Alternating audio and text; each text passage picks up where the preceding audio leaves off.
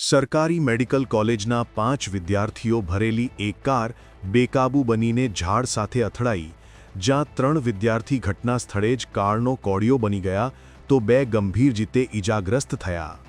ઘટના તૂતુકુડીના બીજ રોડ પર રોશ પાર્ક પાસે બની, જ્યાં બેકાબૂ બનીને ગાડી ધડાકાભેર ઝાડ સાથે અથડાઈ.